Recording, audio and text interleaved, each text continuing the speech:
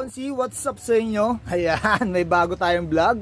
At syempre, ang vlog natin ngayon ay tutur ko kayo dito sa tindahan namin ni Mrs. Itong vlog na to, makakatulong to sa inyo para ma-inspired kayo. Sa mga bago lang po mga kaponsi, yung asawa ko po si Mitch at ang anak ko naman ay si Pem. So si Mitch tsaka ako, nag-decide kami na someday, yan, kapag nagpagawa kami ng bahay, sana magkaroon kami ng tindahan. And naisip ko, yung pinagawa namin bahay is i-divide yung kalahati sa garahe. Yan. Ito pong garahe na to, nandito si Exalta. Nandito yung family car namin. At ito naman po, balik po tayo dito sa business namin tindahan. Ito naisip namin kasi si Mitch, trabaho, housewife. Yan naisip ko po, laking tulong po pag magkakaroon kami ng tindahan. So, a few moments later. So ayun mga kaponsi, may bumili kasi kaya nakat yung video ko. So itutur ko kayo dito sa tindahan namin. Maliit lang naman to mga kaponsi. Yan.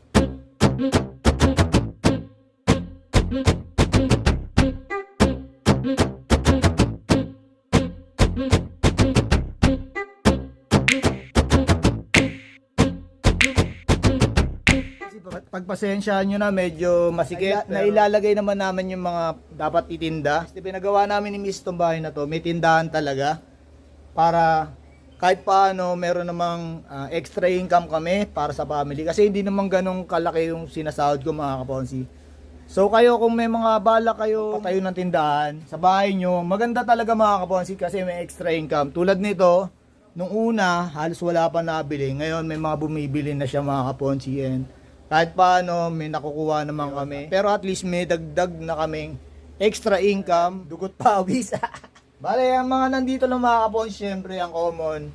Syempre ang itlog, ayan. Meron tayo dito. Syempre meron tayo dito para sa mga gusto mag-food trip.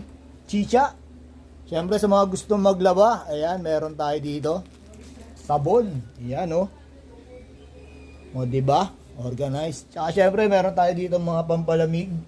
At napakainit ngayon mga kaponsi. Ramdam nyo ba? Parang may lagnat. O diba? Yan mga kaponsi, meron tayo dito. Meron tayong tubig. Soft drinks. Yan. May Yakult, pambata. Meron din tayo dito ng Chucky. And Sesto. Meron din tayo dito mga pwedeng lutuin. Lucky Me Noodles. Yan. Meron tayong chicken, tsaka beef. Siyempre meron din tayong pansit canton. Yan. At meron din tayo dito syempre mga pampalasa. Ayan, bechin, nor. Ayan, meron din tayo dito mamasitas, oyster sauce. Siyempre may mga pasabit tayo dito. Ayan, may gatas, meron tayong kape. Ayan, meron tayo dito mga shampoo and conditioner. Meron din tayo dito toothpaste. And many more mga kaponsi. Tulad nito, Reno, ayan, may palaman. Ayan, mga pambata, Stiko. Meron tayo dito breading mix. Ayan, oh. Crispy fry, tsaka boy, tasty boy.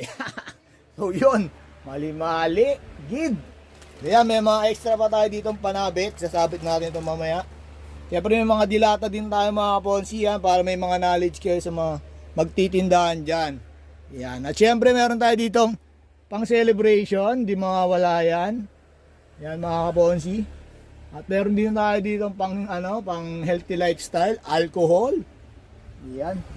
Siyempre mga meatloaf, pang mga dinner natin, tsaka lunch, yan. So yon mga kaponsi. Yan ang aming small business and small tindahan na talaga namang pinapahalaga namin kasi dito rin kami kumukuha ng dagdag sa pambili namin ng pagkain, tsaka pang sustento sa everyday life namin. Ayan. So yan mga ponsi para sa amin sa pamilya. Ayan. Buti na lang talaga naisip namin ni Mrs. na magpagawa ng tindahan. Ayan. Thanks for watching mga kaponsi. Sa mga bago lang po, please subscribe. Ayan. At maging member na kayo ng Family Besa. Ayan. And kita-kits tayo sa next vlog. At kung nasan man po kayo ngayon, napakainit.